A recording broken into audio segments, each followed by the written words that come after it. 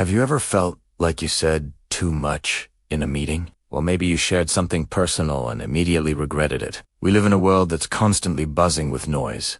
A world that tells us to speak up, to be heard, to have an opinion on everything. But what if the greatest power, in speaking but in silence?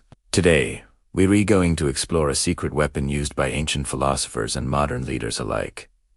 Silence. And we'll see how, through the lens of Stoicism, you can turn silence into your very own superpower. The Stoics, ancient Greek and Roman philosophers like Seneca, Epictetus, and Marcus Aurelius, were masters of self-control and clear thinking. They understood something profound about human nature. Our words have immense power. They can build bridges or burn them down, and often, the most powerful choice we can make is to say nothing at all. Epictetus famously advised, "Be silent, for the most part, or if you speak, say only what is necessary." And in a few words, this isn't about being shy or antisocial. It's about being intentional. It's about recognizing that not every thought needs to be voiced, and not every moment needs to be filled with sound. So, why is silence so powerful? First, silence conserves your energy. Think about it. Every conversation, every argument, every little piece of gossip you engage in requires mental and emotional energy. When you're constantly talking, you're constantly spending that energy. It's like leaving a tap running, but when you choose silence, you're preserving that precious resource. You save it for what truly matters, for deep thinking, for meaningful connections, and for taking decisive action. Instead of getting drained by pointless chatter, you remain centered and full of potential. Second, silence commands respect. Have you ever been in a room with someone who rarely speaks, but when they do, everyone listens? That's the power of intentional silence. People who talk incessantly are often tuned out. Their words become background noise. But when you speak sparingly, your words carry more weight. People know that when you choose to break your silence, it's because you have something important to say. You're not just filling the air. You're contributing value. This builds a reputation for wisdom and thoughtfulness. You become someone whose opinion is sought after, not just offered freely. Let's look at a practical example. Imagine you're in a tense negotiation. The other party makes an offer. Your first instinct might be to immediately counter, to argue, to fill the awkward silence. But what if you just stayed quiet? What if you looked at them calmly and said nothing? That silence can be incredibly powerful. It puts the pressure back on them. They might start to second-guess their offer. They might reveal more information. They might even sweeten the deal just to break the tension. You didn't have to say a word. Your silence did the negotiating for you. This is a tactic used by seasoned business leaders and diplomats.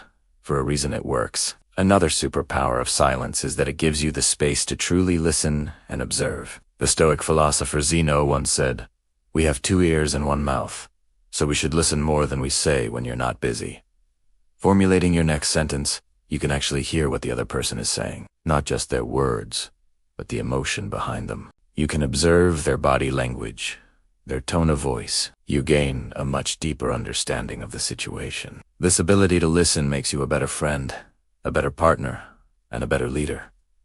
You're not just waiting for your turn to talk. You're genuinely connecting with others. You start to see the world with more clarity because you're not just looking at it through the filter of your own constant commentary. Silence is also the birthplace of great ideas. Our minds are constantly processing information, but it's in the quiet moments that we can connect the dots. Think about it. When do your best ideas come to you? Often, it's in the shower, on a quiet walk, or right before you fall asleep. It is when the noise of the world fades away that your inner voice can finally be heard. Marcus Aurelius, the Roman emperor and a dedicated Stoic, wrote his famous meditations not in a bustling court, but in the quiet solitude of his tent during military campaigns. He knew that to lead effectively, he needed to retreat into silence, to reflect, to clarify his thoughts, and to reconnect with his principles. If you want to be more creative, more innovative, you need to make friends with silence.